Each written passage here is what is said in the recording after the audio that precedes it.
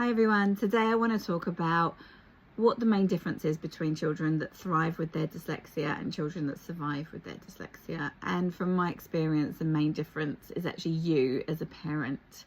We as parents spend the most time with our children and have the strongest connection that has the ability to shape their worldview and how they feel about themselves.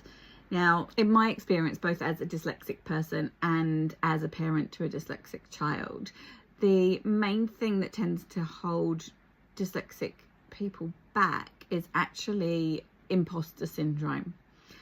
And, even once we've had tutoring and managed to get up to a level on par with our peers academically, in terms of reading and writing, there's still this little voice in our head that says, no, you can't do that. I know, I'd say to my daughter, well, what does that say? And she's like, I can't read that.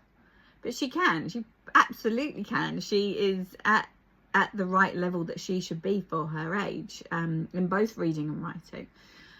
So this little voice inside our heads that still says, no, you can't. And, that is built over so many years of not being able to before we were diagnosed with dyslexia and we got help, that it's difficult to make it go away. But I think as parents, we can absolutely bust through that little voice and blow it up into a million pieces. We've just got to lean into our child's strengths. And they might not be reading and writing. But there are 4 things that the Dyslexic Advantage book suggests are our strengths, if you like. And I actually went to a workshop yesterday in Queenstown with Dean Begonia from Noticeability. And he was talking about these strengths, and he did a fantastic job with this group of children, really empowering them and making them feel like, showing them what the dyslexic brain is capable of and making them feel like they were good at something. And I think as parents, we can definitely do that along the way as well.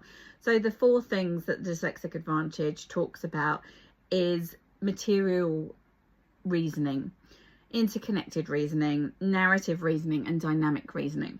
So material reasoning is like that ability to see and think in 3D. So you find a lot of architects and engineers who are dyslexic, because we can see from a plan of a room or a house what that house is going to look like and how the light's going to come in, and walk around it in our minds. And engineering, there was a little boy there yesterday actually, and he had taken apart 2 old computers and he'd made a taser with the parts. Now, I'm not suggesting that's a good idea, but it was incredible that he'd managed to do that, completely self-taught by himself. So that's a really big strength for me in any case, but also for a lot of dyslexic people. The interconnected reasoning is the ability to pull information from different sources that don't seem to be connected and to put them together to create new ideas about that particular subject or new solutions to problems. Then narrative reasoning is that storytelling ability.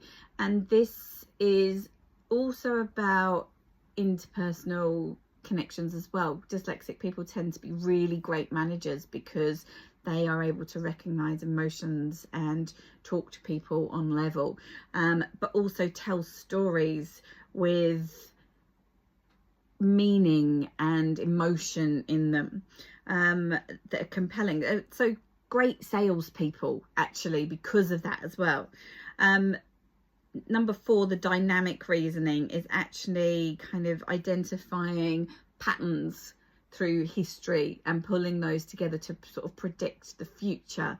And these are incredible skills as long as we lean into those things. And as parents, we can definitely do that, whether we do that through enrolling them in Lego Club, or we go to the charity shop and buy them computers that they can take apart, or things that they can take apart, or enroll them in an art class. There's lots of artists who are dyslexic as well.